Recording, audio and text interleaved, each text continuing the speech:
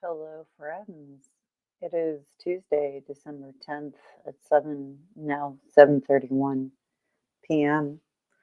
Hopefully some people join me in discussing the latest headlines about the manhunt that has now ended in the case of Luigi Mangione, um, who, you know, basically, let's just start with what I have open, and then I'll discuss basically, what I think about what's been happening.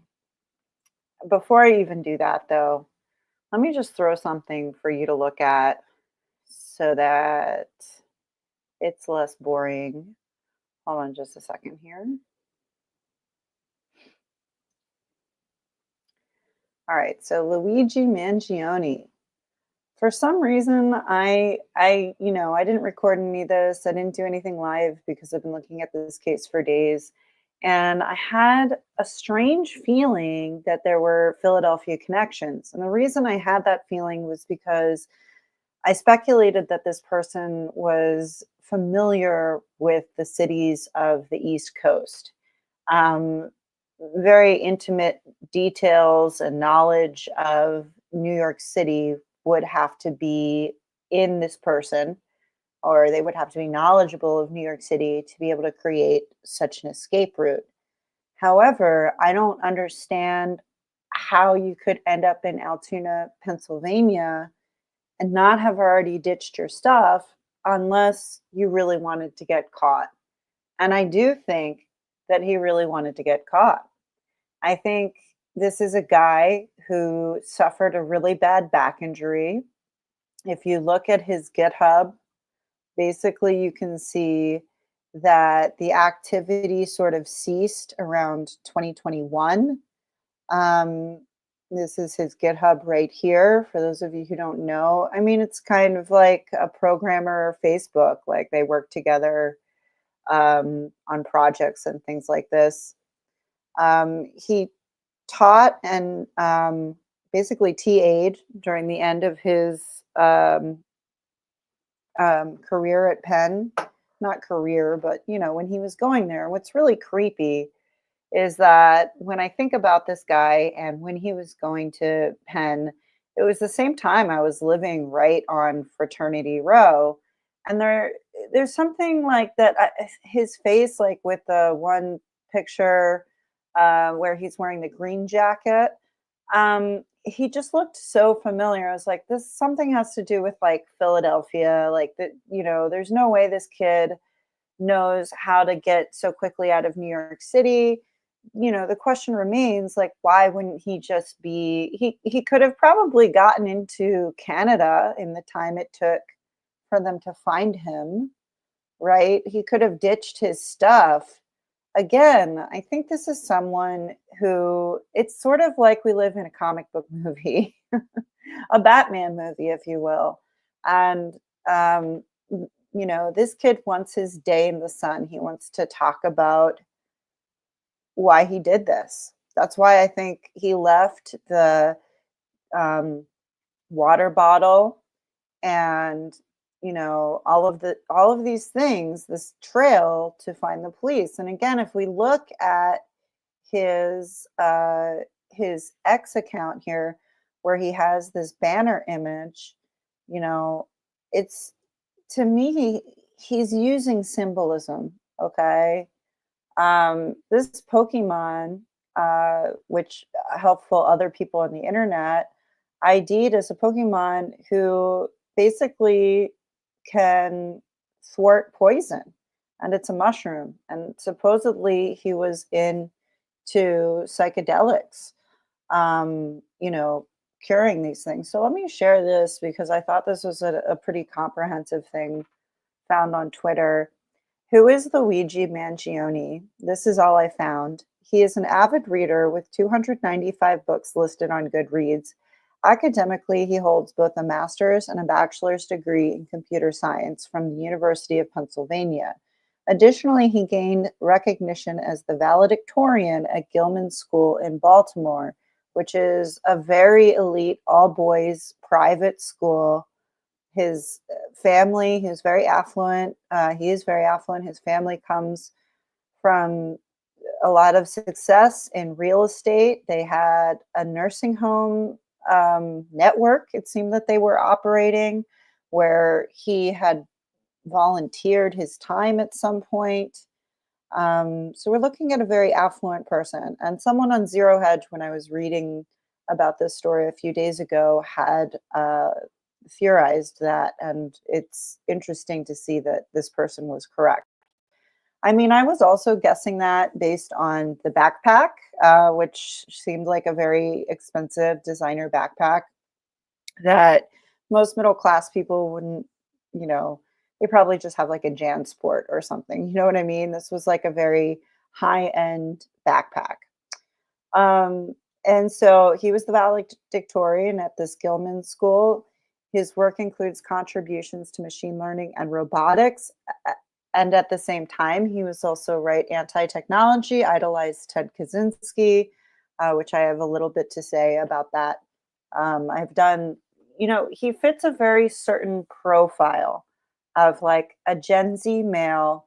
I had guessed before they found who he was that he was isolated in some way during around 2020, right? He came across a lot of dark areas on the web. He was probably highly influenced by them, you know, perhaps really beyond this sort of left right paradigm, this sort of very nihilistic, almost accelerationist viewpoint of the world.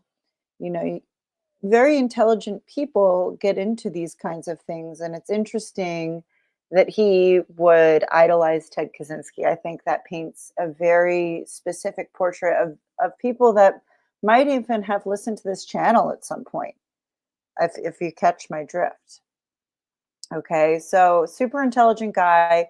And so either he wanted to get caught, or another thing that I've been thinking is that the reason he had all those things on him when he was in Altoona, Pennsylvania. And then again, where was he going? Right?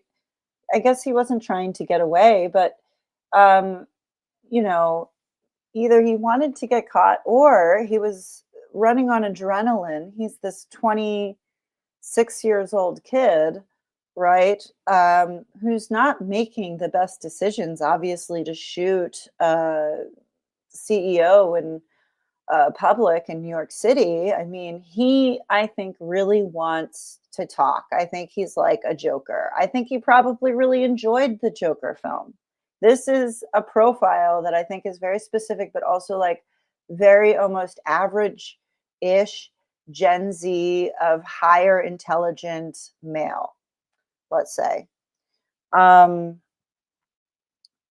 and like Ted Kaczynski was very intelligent, right? Was involved in the Ivy League, and um, unlike Ted Kaczynski, did not, as far as we know, take part in psychological programs. We do know that about Ted Kaczynski. Um, but Ted Kaczynski's philosophy itself is really very just much like recycled sort of far leftist, radical environmentalists. You know, it was sort of this zeitgeist at the time, this sort of back to the land kind of thing.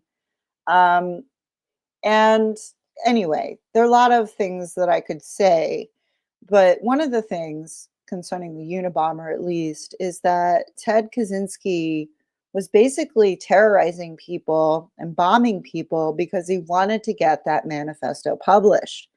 And part of me thinks this is the same motivation that Luigi had to have his voice out there. Again, I really think this Twitter banner is symbolic. He even stated that this was a symbolic takedown um, in one of the appearances before or after court. So, and he also said in his manifesto, these parasites had it coming. Like he wants his voice out there. I think he wanted to get caught. I really do. Um, anyway, or it's a psychotic breaking. He just really wasn't thinking clearly. I heard there's a rumor that he had moved to Japan. This was something I saw on Twitter, and it says after Penn, he went to Hawaii to surf and got a really bad back injury. And like I was speculating, I didn't record any of this, but I was speculating. This is someone who is isolated, who is spending too much time on the internet and, you know, forming some kind of psychosis, basically, which is, again, I think is a very specific portrait of a young Gen Z male. So he cut off his entire family, moved to Japan. No one had heard from him much since then until this. I also heard that his family members were worried that the mother had filed maybe a missing persons report out in San Francisco around November 16th. So I'm not really sure the validity of what I'm showing you right now, but there are pictures here where it looks like he was in Japan. Like this is very obviously a group of Japanese men near him right here. Um, he wrote, "Violence is necessary." Here's the review of Ted Kaczynski's manifesto. He says, clearly written by a mathematics prodigy, reads like a series of lemmas on the question of 21st century quality of life. It's easy to quickly and thoughtlessly write this off as the manifesto of a lunatic in order to avoid facing some of the uncomfortable problems it identifies, but it's simply impossible to ignore how prescient many of his predictions about modern society turned out. Um, and in my estimation of Tegazinski, I really just don't think he's all that. I think a lot of his philosophy is recycled. Um, he was a violent individual, rightly imprisoned, who maimed innocent people. While these actions tend to be characterized as those of a crazy Luddite, however, they are more accurately seen as those of an extreme political revolutionary. A take I found online that I think is interesting, quote, had the balls to recognize that peaceful protest has gotten us absolutely nowhere, and at the end of the day, he's probably right. And this is like heavy irony, right? Because this kid comes from a lot of wealth. And that's why I named it, Sigma Activist Class Agent, because I'm always talking about the activist class and how, do you remember that story months and months ago about, I don't know if I did it here or on the other channel, but the young woman who was part of these Penn encampments, I believe, who is like a very wealthy daughter of some Filipino like news personality. Like these are people who go to these universities. They have this sort of indoctrination into, I would call it sort of like light Marxism. But they become sort of, I think, disaffected because they feel guilty or something, or they've never faced any like real true adversity. So they have to sort of stir the pot. And so these are the champagne socialists. And I think he was part of that.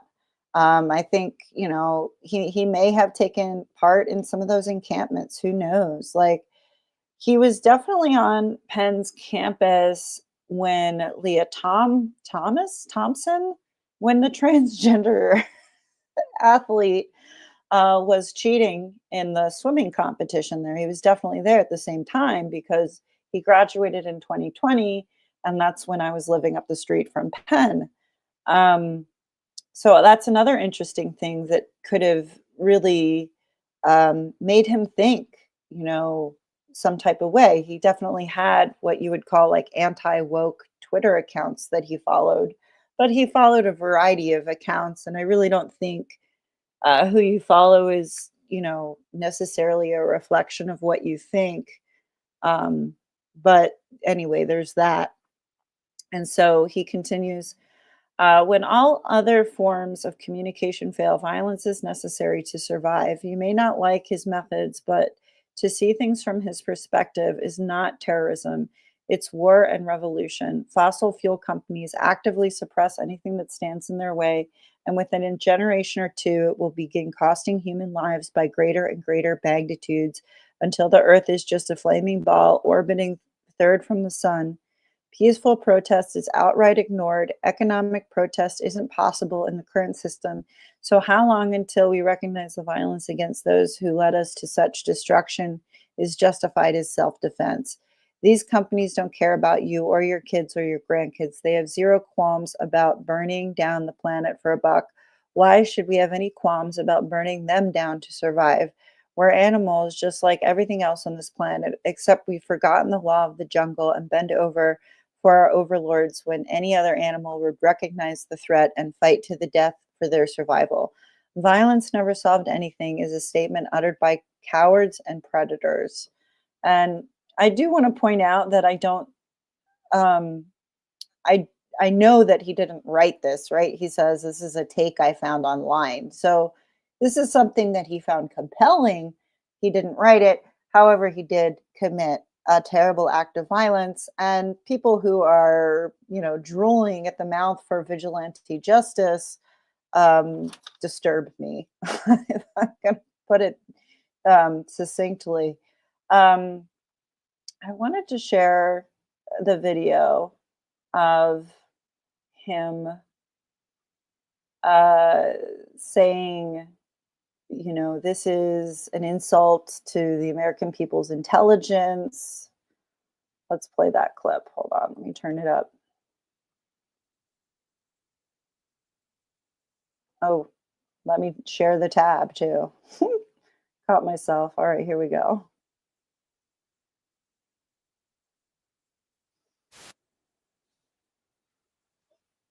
This is clearly unjust and an insult to the intelligence of the American people.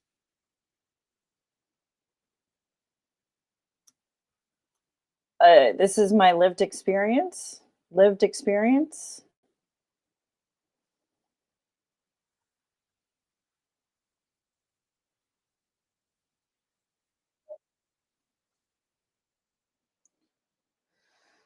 Um, so I don't like what's really strange to me is that it seems like he's kind of playing uh like he's gonna claim that he's innocent. I'm not sure what he means by this is an insult to the intelligence of the American people. Is he talking about the United Healthcare employees and industry and the healthcare industry at large, or is he talking about his arrest? Is he trying to claim that he didn't do this, that he's some kind of patsy? And of course, indeed, online, you get a lot of people saying this isn't him. He didn't, do this. But I really do think it's him. I think it fits the profile that I was theorizing before they even made this arrest. Um, a young man who was isolated sometime in 2020, um, you know, found out the big lie, probably didn't agree with any of those COVID policies. And 2020 was the last year that he was at Penn. Um, and so that also must be a huge part of this man's perspective on life, this young man's perspective. Um, anyway, I don't think he's a patsy. I think he did it. Um, Update Luigi Mangione's manifesto is included um, in these quotes. These parasites had it coming, and I do apologize for any strife and trauma, but it had to be done. Said shooter acted alone. The document railed against the healthcare industry and suggested violence is the answer. Um, he had his Twitter taken down, and then Elon Musk reinstated it. Um, I believe this is probably an image of his back injury, and that'll mess somebody's psyche up. And think about it, like a young 25, 26-year-old man. And there were reports, of course, that he he experienced erectile dysfunction because of this injury. So I'm not sure if this is him, but that's an image that was on his Twitter banner. Apparently, he really loved McDonald's, the image of the fake New Jersey driver's license, and this 3D printed ghost gun.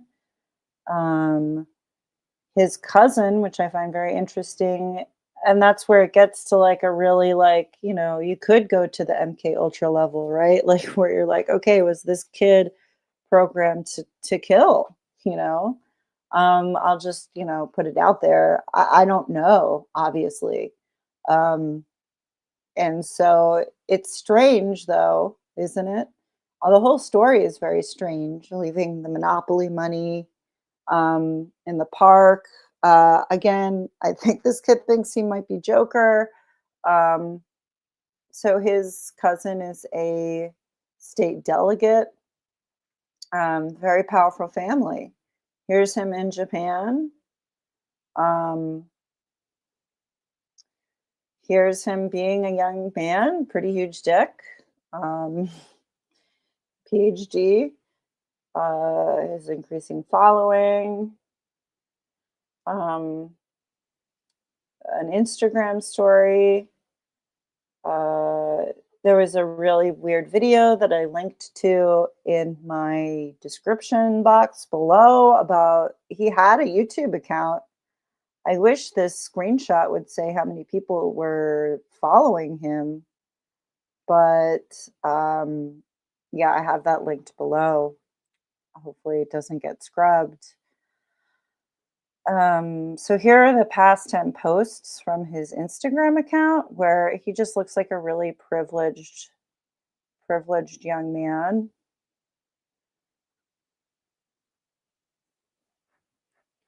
So if you're here, say hello. Maybe I'll check in on your chats. But yeah, I was thinking before any of this was found that he was someone who had a lot of time on his hands, way too much time on his hands, and got into some very dark corners of the web. And I'd love to know his browser history. Um, yeah, just a really affluent family, as you can see. Here's him with the fraternity, which looks really familiar to me. As I said, I lived really close to Fraternity Row over there. Not Penn's, though, I was closer to Drexel. Um, Someone said he looked well adjusted, and I'm like, well, you can't tell anything about what's going on inside of someone. But a lot of friends close to him said that the back injury changed him and he wasn't the same afterwards, which makes a lot of sense to me. Um, right, here's his yearbook. Um, a mugshot.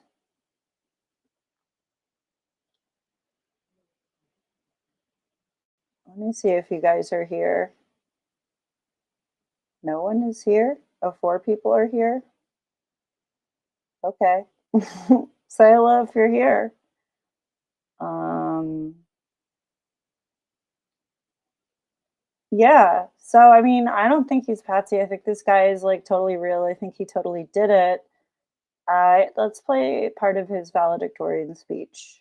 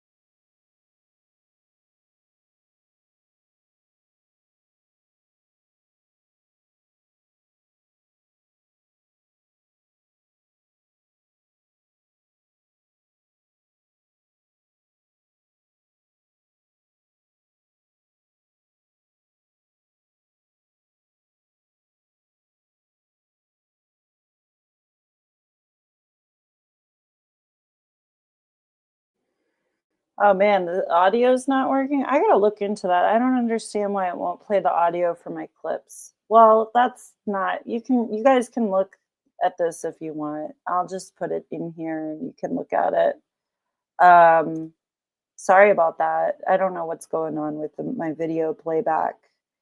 But basically, you can look at this. You can see a very sort of, affluent, clean cut kid, very privileged, going to Penn, very intelligent. Um, and I think he suffered a terrible injury. I don't know whether or not his claims were, I don't know all of that, right? But I think it points to someone who is isolated, who was spending a lot of time in very dark corners of the internet, uh, who was reading a lot of things like Ted Kaczynski's manifesto, um, that sadly I think inspired him. Like I was saying, like Ted Kaczynski was doing all of this bombing so that he could get that manifesto published. And I think this is a similar motive. Um, I don't understand why he would leave all that evidence behind otherwise. I don't understand why he would make a video saying like this is his. I could play that one. That one doesn't have any sound. So let me go ahead and play that one for you. Um, just give me a second. But yeah, I just really think he did it. I don't think it's more than one person. I thought that for a minute. I thought that it was like a crazy Michael Clayton thing, what with like the United Healthcare being involved in all of this insider trading. Like, there are a lot of theories out there. But my profile was that it was a highly isolated individual. I thought it was just like COVID or sorry, kitten nonsense. Goodness forbid you mentioned that. Um, but wait, I have a better way to look this up. But I just think after all the information that's been released, this kid has been very methodical. He's thought enough of it through. And if, he's saying this was a symbolic takedown, he wants his day in the sun. He wants to talk. He wants to be like Ted Kaczynski, who was bombing people to get that manifesto published. And unfortunately, a lot of young people of his age range idolized Ted Kaczynski because it's true. He was prescient about a lot of things, but he also wasn't saying anything that new. Okay. He was echoing a lot of what I would call like, Pacific Northwest, like far leftist eco terrorists, that's basically who I think Ted Kaczynski was inspired by. Um, all right, where's my link to the video if you haven't watched it yet? Hold on. This one doesn't have any sound, so I can play this.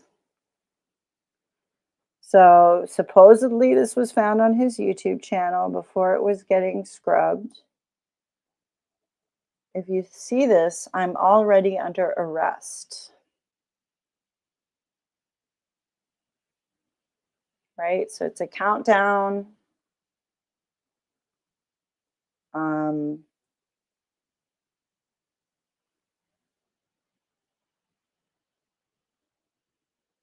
it's not that interesting, right? But this is supposedly taken from his no longer available YouTube channel.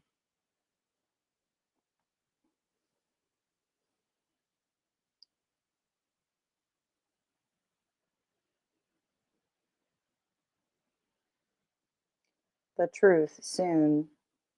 December 11th. All is scheduled. Be patient.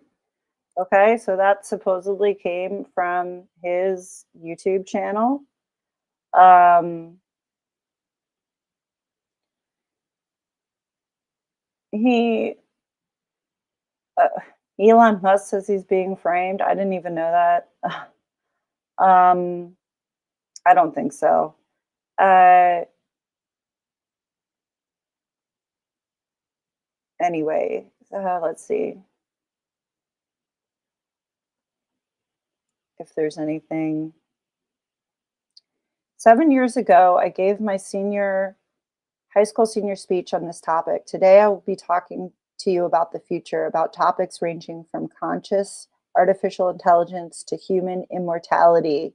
Likely, you'll dismiss this as interesting, but just science fiction, right? Um, I think concerned he was concerned, is concerned about a lot of the same things I'm probably concerned with, right? The artificial intelligence as this sort of self annihilating mechanism that will, I don't know, like possibly destroy humanity.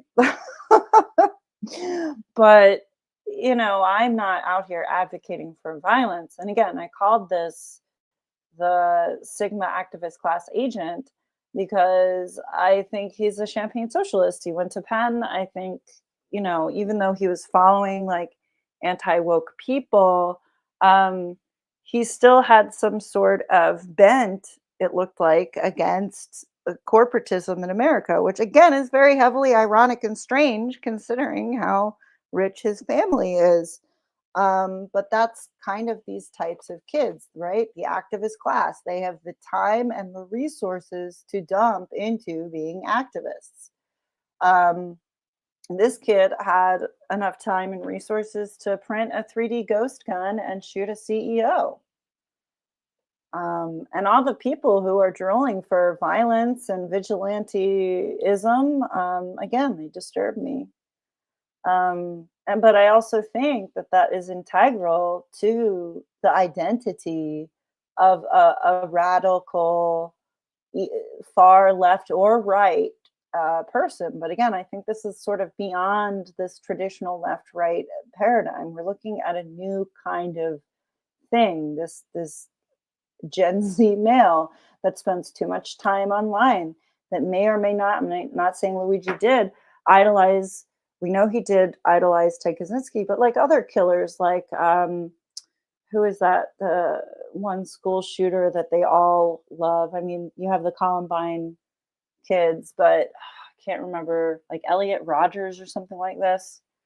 Um, this is a profile, and I hope that you know enforcement understands this. I'm sure they do. Um, like anyway, I guess supposedly he peed himself. He was shaking, I guess, when the cops apprehended him. His friend is saying he's not a monster. Um, Okay, and here's someone theorizing on 4chan. And this 4chan, I think he spent a lot of time on 4chan. I think he was ingesting a lot of very spicy material, let's say. A lot of like edge lord bullshit. Okay. So this 4chan poster says born into a wealthy family, attends a 40K a year private school, becomes valedictorian, earns a bachelor's and master's in computer science by 26. No criminal record, no behavioral red flags, clean slate, sharp dressed, photogenic Chad, and active on social media.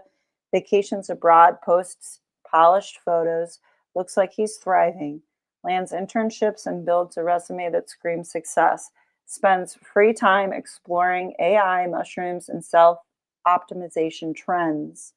Writes a good reads review on Ted Kaczynski, sprinkles in safe edgy, joins the professional world, follows the system script perfectly, no signs of instability, just another rising star in the tech scene. Disappears from friends for 3 months, 2024, kills United Healthcare CEO. What happened, bros? What happened? He got a back injury. That's what happened. And he was probably already reading all of this stuff online. Okay, so like if we look at his GitHub, we can see that around 2021, May was like the last time it was really very active at all. After that, it completely drops off. Okay, so that's what I think. I think it's straightforward. I'm not. I don't think some people realize I don't really consider myself a conspiracy theorist. I study conspiracy theory for sure. Um, and y'all know what I'm most interested in, but I'm not out here to just make stuff up. That's not my style. Um, I can give you my speculations. I can tell you what the profile is, but so here's his resume, right? Head counselor, AI teaching assistant, Stanford collegiate collegiate studies, right? I mean, if this is real, this is a really shitty looking resume, Luigi. Like, I don't know, like, and that's the other thing on the internet. You can never be too sure, especially when it's coming from Ken Klippenstein, right? I read that sort of Iranian dossier of JD Vance from the same person. I don't know. You can't trust everything, but it seems to check out, right? Teaching assistant, head of recitation committee, University of Pennsylvania. Okay. On data structures and algorithms. So he was like a TA. UI programming intern in Baltimore. But then, you know, something bad happened to him. So he's a master's in computer science, a bachelor's in computer science.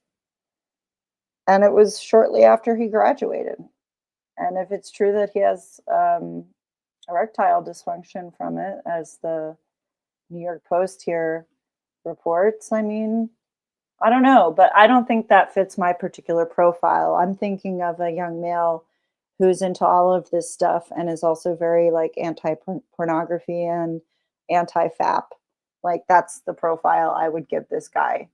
Like possibly interest in, you know, some darker things online. Um, okay, so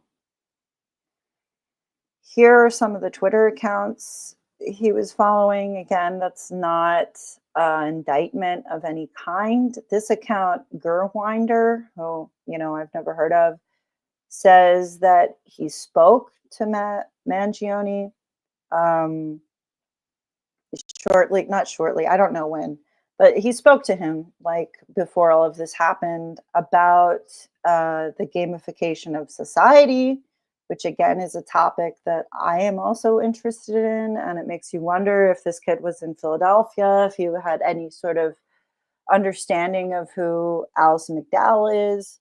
It just hits somewhere. I can't even describe it. I was like, you should have heard me the past 3 days. I'm like, is Philadelphia somehow involved? This kid is definitely rich. So here's like something kind of funny and fishy about this story that I find strange. On November 26th, the United Healthcare Group was going to host this investor conference. This is an annual conference, so it could have been taking place around the same time, every year. And if he developed a chip on his shoulder against United Healthcare, then he'd be following this page. But what's strange about it is that he left on a bus like 2 days before this announcement on the 24th. So that's what this ZeroHedge poster was speculating, right? Here's the problem with the story. It appears the conference wasn't announced, according to this site, until November 26th, 2 days after the man in the photo arrived. So this is like an older screenshot comment thing on ZeroHedge. And I find it very interesting. I find it very strange. But what I speculate, okay, again, this is all speculation. This is for entertainment purposes only, okay?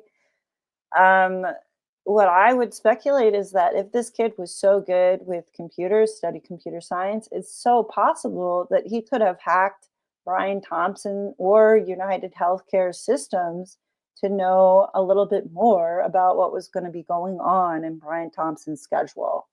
Okay. So I don't know. To me, that's a total possibility. I'm sure a lot more is going to come out in Discovery. Um, Here's his manifesto. Okay, to the feds. I'll keep this short because I do respect what you do for our country. To save you a lengthy investigation, I state plainly that I wasn't working with anyone. This was fairly trivial. Some elementary social engineering, basic CAD, a lot of patience. The spiral notebook, if present, has some straggling notes and to do lists that illuminate the gist of it. My tech is pretty locked down because I work in engineering, so probably not much info there. I do apologize for any strife of traumas, but it had to be done. Frankly, these parasites had it coming. A reminder, the US has the number one most expensive healthcare system in the world, yet we rank roughly number 42 in life expectancy.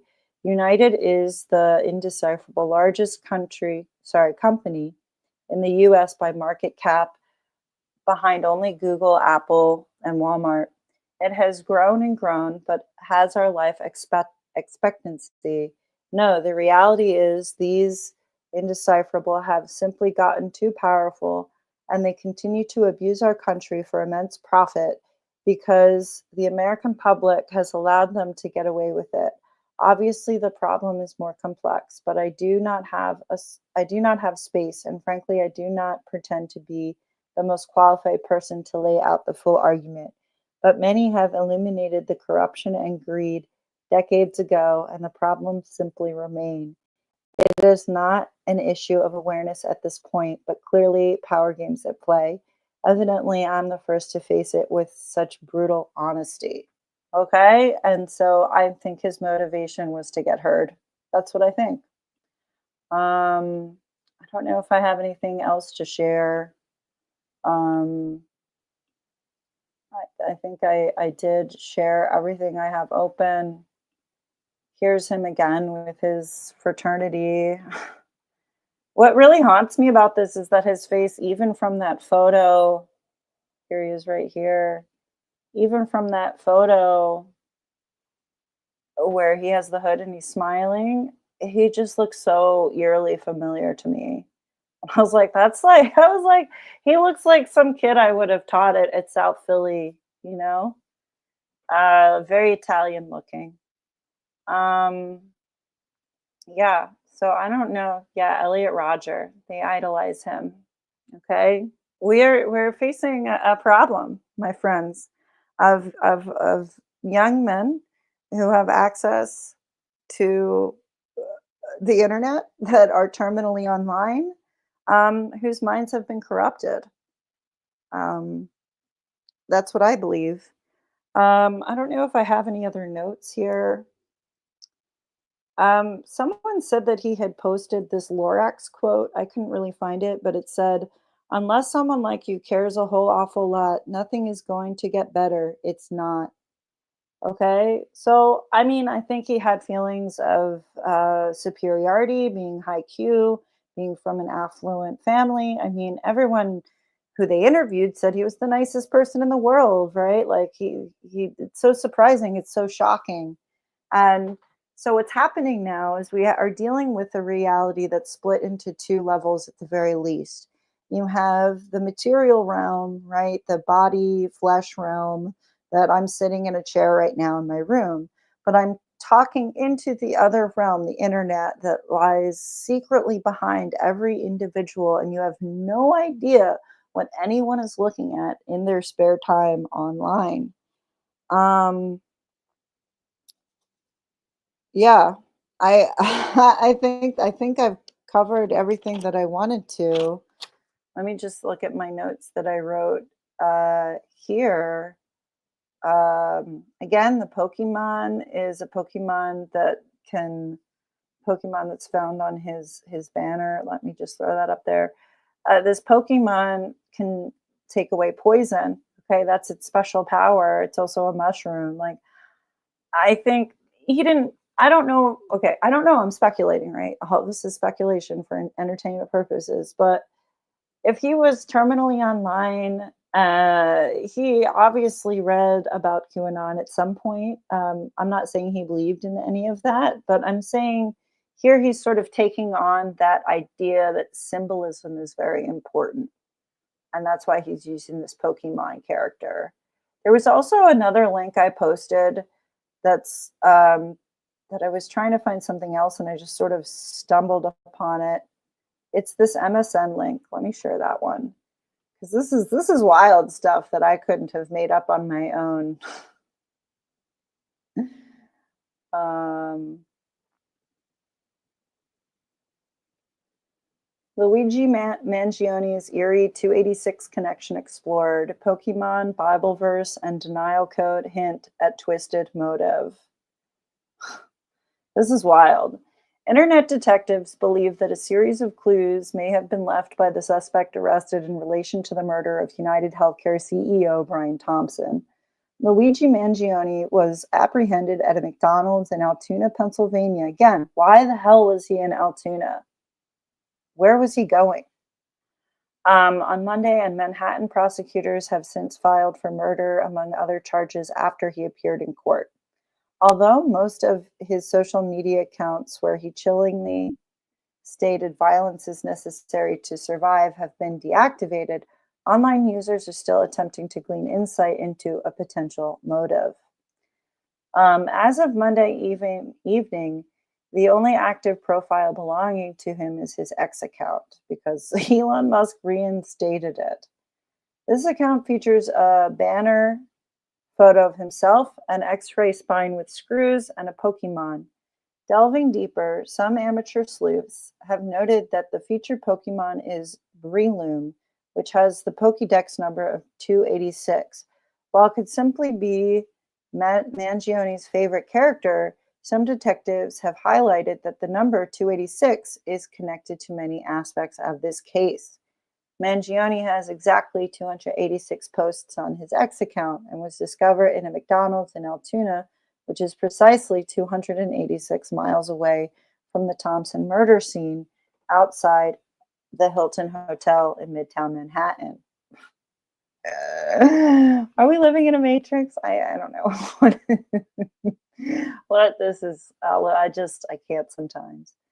If that wasn't odd enough, there's a biblical connection too, with Proverbs 286 stating, "Better is a poor man who walks in his integrity than a rich man who is crooked in his ways." Mangione's contempt for the medical insurance industry is no secret. He has previously slammed the parasites who simply had it coming, as revealed in a 3-page handwritten note found on him. Then, adding to the intrigue, 286 is a denial code used in healthcare when appeal time limits for a claim aren't met. Limits for a claim aren't met. Sorry, let me do that one from the top. Then, adding to the intrigue, 286 is a denial code used in healthcare when appeal time limits for a claim aren't met, meaning an appeal wasn't filed in time after a claim was denied, resulting in rejection due to missed deadlines. So I guess people are talking about this. I didn't see any discussion about it, but maybe it's on that other, what is it, like the Blue Sky? Maybe it's over there. I have no idea. 2 days ago, I read like an entire section of, comment section of like a ZeroHedge article that was on this, and that was kind of enough for me. Okay, this is gaining steam online. Blah blah blah. His Goodreads profile also featured a number of quotes from various books, including Dr. Seuss's The Lorax, right? Unless someone like me cares a whole awful lot, nothing's ever going to get better. It's not, right? Someone like me, someone who's affluent, rich, and has the time and resources to devote to being part of the activist class. So he'll eventually be extradited, blah, blah, blah. Anyway, so I think that kind of wraps it up for me talking about this. It's been about an hour.